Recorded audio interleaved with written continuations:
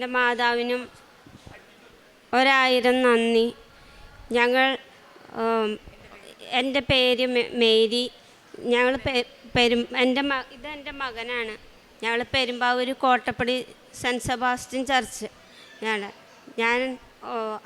ഞങ്ങളിവിടെ വന്നത് ആദ്യമായിട്ട് ഞങ്ങൾ തൃശ്ശൂരാണ് താമസിച്ചിരുന്നത്. അവിടെ ഞങ്ങൾക്ക് 7 സെൻറ്റ് സ്ഥലവും ഒരു വീടുമുണ്ടായിരുന്നു. അവിടേക്ക് ഞങ്ങൾക്ക് 1 മീറ്റർ വഴിയേ ഉണ്ടായിരുന്നുള്ളൂ. ആ വഴിയിൽ അപ്പുറത്തെ വീട്ടുകാർ ഞങ്ങൾക്ക് സ്ഥലം നീക്കി കൊടുത്തിട്ട് വഴി തരാമെന്ന് പറഞ്ഞിട്ട് അത് തന്നില്ല. അപ്പോഴത്തേക്കും അപ്പോഴാണ് 18 ഞങ്ങൾ ഇവിടെ വന്ന് എൻ്റെ ചേച്ചി തൃപ്പൂണിത്തുറയിലുള്ള എൻ്റെ വീട്ടിൽ വന്നപ്പോൾ ചേച്ചി പറഞ്ഞു, ഇങ്ങനെയൊരു കൃപാസനമുണ്ട്, നമുക്ക് അവിടെ പോവാമെന്ന് പറഞ്ഞു. അങ്ങനെയാണ് ഞാൻ വന്ന് ഉടമ്പടി എടുത്തത്. അപ്പോഴേ ഈ വഴിയില്ലാതെ കാരണം സ്ഥലമില്ലാത്ത കാരണം എൻ്റെ മോന് ഭയങ്കര വിഷമമായി. അവൻ ആ വീട്ടിൽ നിൽക്കാനായിട്ടുള്ള മനസ്സ് കാണിക്കണില്ല. ഇവിടെ നിന്ന് പോവാമെന്ന് പറഞ്ഞു. അയാൾ ആ വീട് ഇപ്പുറത്തെ സ്ഥലം മേടിച്ചു. ഞങ്ങളുടെ വീട് ഇത്തിരി താഴ്ന്നതായിരുന്നു. 15 അടി താഴ്ച മുകളിലേക്ക് അയാൾ നമ്മുടെ വീട് മറച്ചിട്ട് അയാൾ മതിൽ കെട്ടി. അപ്പം ഇവന് ഭയങ്കര വിഷമമായി. അപ്പം ഞങ്ങൾ അവിടെ നിന്ന് വാടകയ്ക്ക് പോയി. അപ്പം ഞാനിവിടെ വന്ന് എടുത്ത് 5-ാമത്തെ ഇതിൽ ഞങ്ങൾ അച്ഛനെ കാണാൻ പറ്റി ഞങ്ങൾക്ക്. അപ്പോൾ അച്ഛൻ്റെ അടുത്ത് വന്ന് നമ്മൾ പറഞ്ഞു. അപ്പോൾ അച്ഛൻ എനിക്കൊരു കാശ് രൂപം തന്നു. അപ്പോൾ എൻ്റെ മോൻ അത് കഴിഞ്ഞപ്പോഴത്തേക്ക് എൻ്റെ മോൻ്റെയും ചേട്ടൻ്റെയും ജോലി നഷ്ടപ്പെട്ടു. പോസ്റ്റ് ഓഫീസിലായിരുന്നു ജോലി. 12 വർഷം ചേട്ടനും വർക്ക് ചെയ്തു, 8 വർഷം മോനും വർക്ക് ചെയ്തു. അത് പെർമനൻ്റ് അല്ലായിരുന്നു. ആ ജോലി നഷ്ടപ്പെട്ടതോടുകൂടി നമ്മുടെ എല്ലാ വിഷമായി. അപ്പോഴാണ് ഞാൻ അച്ഛൻ്റെ അടുത്ത് വന്നിട്ട് ഇങ്ങനെ പറഞ്ഞത്. അപ്പം ആ സ്ഥലം വിൽക്കുവാൻ വേണ്ടിയിട്ട് അച്ഛനൊരു കാശ് രൂപം തന്നു. ആ ഫ്രണ്ടിലെ മുറ്റത്ത് അത് മണ്ണിൽ ഇട്ട് വെച്ച് നിങ്ങൾ നന്നായിട്ട് പ്രാർത്ഥിക്കുക, മോന് കാശ് രൂപം കൊടുത്ത് നന്നായിട്ട് പ്രാർത്ഥിക്കാമെന്ന് പറഞ്ഞു. അങ്ങനെ ഇരുന്നപ്പോഴത്തേക്കും ഏത് ആൾക്കാർ ആ വീട് മേടിക്കാൻ വന്നാലും അയാൾ വഴിയില്ല എന്ന് പറഞ്ഞ് തടസ്സപ്പെടുത്തി നിൽക്കുക. അതൊരാൾ വന്നും 23.5 ലക്ഷത്തിന് സ്ഥലം മേടിച്ച് കരാർ എഴുതി കഴിഞ്ഞപ്പോഴത്തേക്കും ബാങ്ക് മുഖേനയാണ് 1 ലക്ഷം രൂപ ഞങ്ങൾക്ക് തന്നായിരുന്നു. അപ്പോഴത്തേക്കും ബാങ്കുകാർ വന്നപ്പോഴത്തേക്കും ഈ മുകളിലുള്ള ആ മനുഷ്യൻ പറഞ്ഞു, ഇവിടെ വഴിയില്ല എന്ന് പറഞ്ഞു. വഴിയില്ലാത്ത കാരണം ബാങ്കുകാർ മടങ്ങിപ്പോയി. അപ്പോൾ അവർക്ക് ആ 1 ലക്ഷം അപ്പം തന്നെ കിട്ടണമായിരുന്നു. അത് നമ്മളുടെ കയ്യിൽ നിന്ന് വേറൊരു ഇതിൽ നമുക്ക് കൊടുക്കേണ്ടി വന്നു. ഞങ്ങൾ വാടകയ്ക്ക് താമസിക്കുന്നു, 2 ആളുടെയും ജോലി പോയി. അപ്പോൾ നമ്മുടെ കയ്യിൽ ആ പൈസ കുറച്ച് നമ്മൾ അതിൽ നിന്ന് ചിലവാക്കി. ഒരു കുറി ഞാൻ കൂടിയിട്ടുണ്ടായിരുന്നു. ആ കുറിയിലേക്ക് അടയ്ക്കാൻ പറ്റാതായപ്പോഴത്തേക്ക് അതിൽ നിന്ന് എടുത്ത് നമ്മൾ കുറി അടച്ചു. അപ്പോൾ അയാൾ കേസ് കൊടുത്തു, വക്കീൽ നോട്ടീസ് വന്നു. അപ്പോൾ എത്രയും പെട്ടെന്ന് ഇവരുടെ പൈസ കൊടുക്കണം എന്ന് പറഞ്ഞു. അപ്പം ഞങ്ങൾ ഒരു അവധി പറഞ്ഞു, ഇത്ര പെട്ടെന്ന് പറഞ്ഞു കഴിഞ്ഞാൽ നമുക്കത് കൊടുക്കാൻ പറ്റില്ലല്ലോ. അപ്പോൾ വക്കീലിനോട് ഒരു അവധി പറഞ്ഞു, നമ്മൾക്ക് തന്ന പൈസയല്ലേ, നമ്മൾ മാതാവിനെ വിശ്വസിച്ച് എല്ലാം ചെയ്തുകൊണ്ടിരിക്കുമ്പോൾ നമ്മളതൊരു തെറ്റായ വഴിയിൽ കൂടി നമുക്ക് പോവേണ്ട കാര്യമില്ല എന്ന് ഞാൻ മാതാവിനോട് പറഞ്ഞു. അപ്പം ഞങ്ങളൊരു കുറി ഉണ്ടായിരുന്നു, ആ കുറി വിളിച്ച് അവരുടെ പൈസ കൊടുത്തു. അങ്ങനെ പിന്നെ ഒരാൾ വന്നു 20.5 ലക്ഷത്തിന്. അങ്ങനെ കുറഞ്ഞുകൊണ്ടിരിക്കുക. 20.5 ലക്ഷത്തിന് വന്നു. അവർ വന്നു നോക്കി. പിറ്റേ ദിവസം നമുക്ക് കരാർ എഴുതാമെന്ന് പറഞ്ഞിട്ട് അയാൾ അവരുടെ വീട്ടിൽ ചെന്നിട്ട് പറഞ്ഞു അവർക്ക് വഴിയില്ല എന്ന്. നമുക്ക് 1/2 സെൻറ്റ് വഴി അവിടെ ഉണ്ട്, നമ്മുടെ ആധാരത്തിലും ഉണ്ട്. അങ്ങനെ ഇരുന്ന് ഞങ്ങൾ ഒരാൾ മേടിക്കാൻ വന്നപ്പോഴത്തേക്കും ആ സ്ഥലം അളപ്പിക്കാൻ വന്നപ്പോൾ ആ സ്ഥലത്ത് ഞങ്ങൾക്ക് 7 സെൻറ്റ് സ്ഥലമുള്ളൂ. അപ്പം ഞങ്ങളുടെ ആധാരത്തിൽ കിടക്കുന്ന 1/2 സെൻറ്റ് ഇല്ല. അപ്പം അത് മുകളിലേക്ക് നമുക്ക് വരുന്ന വഴിയാണ് ഈ 1/2 സെൻറ്റ്. അപ്പോൾ അങ്ങനെ അയാൾ തർക്കിച്ച് ആ വില്ലേജ് ഓഫീസർ തല്ലുകൂടി അങ്ങനെ പോയി. അങ്ങനെ ഞങ്ങൾ ആ സ്ഥലം ഒരാൾ 18 ലക്ഷത്തിന് എടുക്കാൻ വന്നു. ആ 18 ലക്ഷത്തിന് ഞങ്ങൾ വീട് കൊടുത്തു. 18 ലക്ഷത്തിന് വീട് കൊടുത്തപ്പോൾ നമുക്ക് ആ നാട്ടിൽ അത്രയും സ്ഥലം മേടിക്കാൻ പറ്റിയില്ല. അപ്പോൾ എൻ്റെ അമ്മയുടെ ആങ്ങളയുടെ അവിടെ വന്ന് ഞങ്ങൾ 7 സെൻറ്റ് സ്ഥലം വാങ്ങി. അപ്പം ഞങ്ങളുടെ കയ്യിൽ ആകെ 20 ലക്ഷം രൂപയുള്ളൂ. സ്ഥലം വാങ്ങി നമുക്ക് വീട് വയ്ക്കാനുള്ള പൈസ ഇല്ലല്ലോ. അപ്പം ഞാൻ മാതാവിനോട് കരഞ്ഞു പറഞ്ഞു, മാതാവ് എങ്ങനെയെങ്കിലും എനിക്കിത് നന്നായി ഒരു വീട് നമുക്ക് കിട്ടണം. അതിനാണ് ഞാൻ ഇതാണ്. അങ്ങനെ ഇരുന്ന് ഞങ്ങൾ ഒരു 1090 സ്ക്വയർ ഫീറ്റ് വീട് പണിത് കഴിഞ്ഞപ്പോഴത്തേക്ക് അപ്പം ഞാൻ വിചാരിച്ചു ഒരു അടുക്കളയും ബാത്റൂമും പണിത് കയറാന്ന്.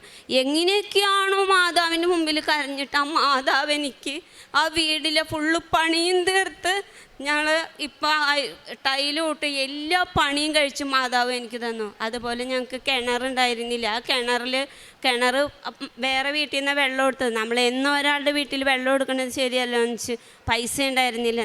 ഞാൻ 20,000 രൂപ പലിശക്കെടുത്ത് ഒരു കിറ്റാച്ച് കൊണ്ടുവന്നിട്ട് പകുതി ഭാഗവും കിണർ കുത്തി. നമ്മുടെ കയ്യിൽ പൈസ ഇല്ലാത്തതിൻ്റെ പേരിലാണ് അങ്ങനെ ചെയ്തത്. എന്നിട്ട് അതിൽ വെള്ളം പിന്നെ കിണറൂത്തുകാർ വന്നു. അതിൽ ഭയങ്കര പാറയായിരുന്നു പറഞ്ഞു. അപ്പോൾ ബ്രേക്കറിന് കുത്തി എടുക്കാമെന്ന് പറഞ്ഞു. അയാൾ പറഞ്ഞു ഇത് പൊടിയുന്ന പാറയാണ്. മാതാവിൻ്റെ മുമ്പിൽ നിന്ന് 1000 വിശ്വാസ പ്രമാണം ഞാൻ ചൊല്ലി. വെള്ളത്തിന് വേണ്ടി നമുക്ക് പൈസ എടുക്കാനുമില്ല, ഒന്നിനുമില്ല. അങ്ങനെ നമ്മൾ ഇത് കിണർ കുത്തി നമുക്ക് വെള്ളം നല്ല സമർത്ഥ്യമായിട്ട് കണ്ടു. ഞാനൊരു 1000 വിശ്വാസ പ്രമാണമല്ല ചെയ്തത്, കണ്ണീരോടുകൂടി ചെയ്തത്. അപ്പോഴത്തേക്കും വെള്ളം വന്നു. അപ്പം അതിന് ആൾമറ കെട്ടിയിട്ടുണ്ടായിരുന്നില്ല. ഞങ്ങൾക്ക് ആ സമയം ഇതായി. അപ്പം നമ്മുടെ കയ്യിൽ പൈസ ഉണ്ടായിരുന്നില്ല. അപ്പം ഞാൻ മാതാവിനോട് പറഞ്ഞു, മാതാവേ ഞങ്ങൾക്ക് അടുത്ത പ്രാവശ്യം ഈ ഇത് കെട്ടാനുള്ള വഴി ഞങ്ങൾക്ക് മാതാവ് തരണമെന്ന് പറഞ്ഞു. അപ്പോഴും ഞാൻ ആ കടം വീട്ടിയിട്ട് 35,000 രൂപ കടമെടുത്ത് പിന്നെ എൻ്റെ ആങ്ങളെ സഹായിച്ചു. അങ്ങനെ ഞങ്ങൾ ആ കിണർ ഇപ്പം കെട്ടി. അതാണ് ഞാൻ എൻ്റെ മാതാവിനോട് ഞാൻ ഈ വീട് പണി കഴിഞ്ഞാലും ആ വീട് വിറ്റ് കഴിഞ്ഞാലും സാക്ഷ്യം പറയാമെന്ന് പറഞ്ഞു. അപ്പം അപ്പോൾ ഇവിടെ മോന് ജോലിക്ക് പോകണം. ഒരു പ്രശ്നമില്ലാണ്ട് ഇപ്പം നമ്മൾ അങ്ങനെ കഴിയണം. പിന്നെ ഞാൻ ഇവിടെ തൃശ്ശൂരായിരുന്നപ്പോൾ ഞങ്ങളുടെ വീട് പള്ളി അടുത്തായിരുന്നു. എന്നും ഞാൻ കുർബാനയ്ക്ക് പോവുമായിരുന്നു. ഞങ്ങൾ കോട്ടപ്പടി വന്നപ്പോഴാണ് നമ്മൾക്ക് ഇത്തിരി 2 കിലോമീറ്റർ പോകണം ഇതിന്. അപ്പം ഞായറാഴ്ച പോകും, കൊന്തയ്ക്ക് പോകും, എല്ലാ കാര്യങ്ങൾക്കും ഞാൻ പോകും. പിന്നെ പ്രേക്ഷിത ഇത് നമ്മൾ ആസ്പത്രികളിൽ 3 മാസം കൂടുമ്പോൾ അവർ ചോറ് അപ്പോൾ 5 പൊതി 6 പൊതി ചോറ് നമ്മൾ കൊടുക്കും. ഇത് എൻ്റെ ഈശോയ്ക്കും എൻ്റെ മാതാവിനും 1000 നന്ദി പറയുന്നു.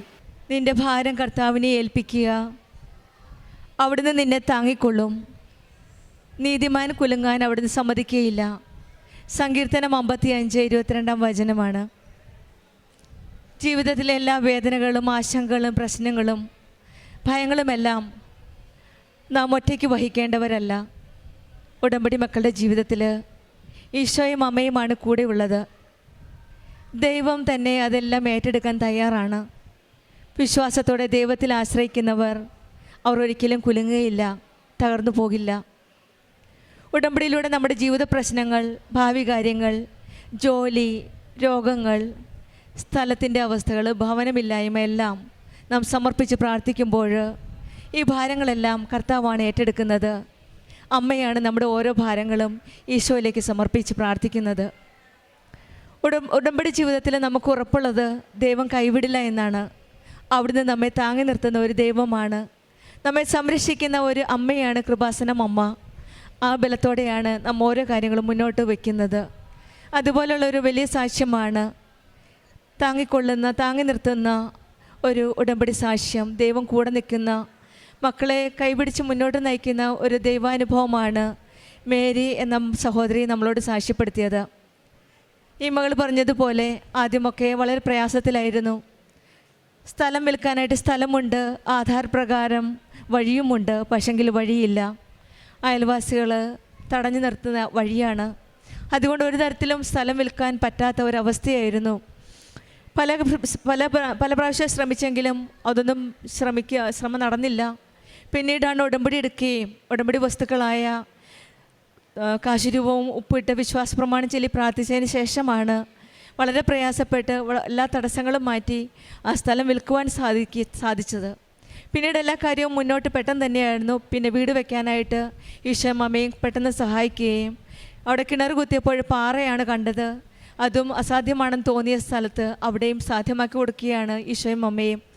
അവിടെ ഇവർ ഉടമ്പടി വസ്തുക്കളായ ഉപ്പ് ഉപയോഗിച്ച് പ്രാർത്ഥിച്ച് വിശ്വാസ പ്രമാണം ചൊല്ലിയതിന് ശേഷം ആ പാറ പൊടിക്കാനായിട്ട് ബ്രേക്കർ ഉപയോഗിച്ചാൽ മതിയെന്നാണ് അവർ പറഞ്ഞത്. ആ കാര്യവും ദൈവം നടത്തി കൊടുക്കുകയാണ് ചെയ്തത്. ഇവിടെ എല്ലാ കാര്യത്തിലും താങ്ങി നിർത്തുന്ന ഒരു ദൈവത്തിൻ്റെ കരങ്ങളാണ് നമ്മൾ കാണുന്നത്. എല്ലാ കാര്യവും ഇവർ ദൈവത്തിൽ ഭരമേൽപ്പിക്കുകയാണ്. നിൻ്റെ ഭാര്യം കർത്താവിനെ ഏൽപ്പിക്കുക, അവിടുന്ന് നിന്നെ താങ്ങിക്കൊള്ളും. നീതിമാൻ കുലുങ്ങാൻ അവിടുന്ന് സമ്മതിക്കുകയില്ലെന്ന സങ്കീർത്തകൻ്റെ വചനമാണ് ഇവരുടെ ജീവിതത്തിൽ കൂടുതലും ശരിയായി പ്രായോഗികമായത്. അതായത് ഓരോ കാര്യത്തിലും ഈശോയുടെ അമ്മയുടെയും അനുഗ്രഹത്തോടെ പ്രത്യാശയോടെ ഇവർ മുന്നോട്ട് നീങ്ങുകയാണ്. അതുകൊണ്ടാണ് എല്ലാ കാര്യത്തിലും ഈശോയുടെ അമ്മയുടെയും കരങ്ങളിൽ നമ്മൾക്ക് കാണുവാൻ സാധിക്കുന്നത്. കൃപാസന പ്രാർത്ഥനയിലൂടെയും ജപമാലയിലൂടെയും വായനയിലൂടെയും ശുശ്രൂഷയിലൂടെയും ഒക്കെ നമ്മുടെ വിശ്വാസമാണ് ശക്തിപ്പെടുത്തുന്നത്. പ്രത്യേകിച്ചും ഉടമ്പടി മക്കളുടെ ഉടമ്പടി ജീവിതത്തിലൂടെ. അങ്ങനെ നാം നമ്മെ ജീവിതത്തിൽ കുലുങ്ങുവാനും നമ്മുടെ അമ്മയാണ് നമ്മളെ കുലുങ്ങാതെ തളരാതെ നമ്മളെ മുന്നോട്ട് നയിക്കുന്നത്. നമ്മുടെ ജീവിതത്തിലുള്ള പ്രശ്നങ്ങളും ബുദ്ധിമുട്ടുകളും എല്ലാം, ആശങ്കകളും ജോലി കാര്യങ്ങളും ഭവനമില്ലായ്മയും എല്ലാം നമുക്ക് നമ്മുടെ കർത്താവായ ദൈവത്തിൻ്റെ കരങ്ങളിൽ സമർപ്പിക്കാം. നമ്മുടെ അമ്മയാണ് നമുക്ക് വേണ്ടി പ്രാർത്ഥിക്കുന്നത്. കൃപാസനം അമ്മ നമ്മുടെ കൂടെയുള്ള അമ്മയാണ്. പരിശുദ്ധ അമ്മ ജീവനോടെ പ്രത്യക്ഷപ്പെട്ട ഈ സന്നിധിയിൽ വന്ന് പ്രാർത്ഥിക്കുമ്പോൾ താങ്ങി നിൽക്കുന്ന ഒരു ദൈവത്തിൻ്റെ കരങ്ങളാണ് നമുക്ക് അനുഭവിക്കാൻ സാധിക്കുന്നത്. നമ്മുടെ ജീവിതത്തിലും ഈശോയുടെ അമ്മയുടെ അനുഗ്രഹം ഉണ്ടാവട്ടെ എന്ന് പ്രാർത്ഥിച്ചുകൊണ്ടും മേരിക്കും മെജിനും കുടുംബത്തിനും ലഭിച്ച എല്ലാ അനുഗ്രഹങ്ങൾക്കും നമുക്ക് കരങ്ങളടിച്ച് ദൈവത്തെ മഹത്വപ്പെടുത്താം. യേശുവേ നന്ദി, യേശുവേ സ്തുതി, ആവേ മരിയ. അത്യപൂർവ ദൈവാനുഭവങ്ങൾ ഇനി നിങ്ങൾക്കും സ്വന്തം. ഈ യൂട്യൂബ് ചാനൽ ഇതുവരെ സബ്സ്ക്രൈബ് ചെയ്തിട്ടില്ലെങ്കിൽ ഇപ്പോൾ തന്നെ സബ്സ്ക്രൈബ് ചെയ്യുക. ഈ വീഡിയോ ഇപ്പോൾ തന്നെ നിങ്ങളുടെ സുഹൃത്തുക്കൾക്ക് ഷെയർ ചെയ്തുകൊണ്ട് കർത്താവിൻ്റെ പ്രേക്ഷിതരാകുക.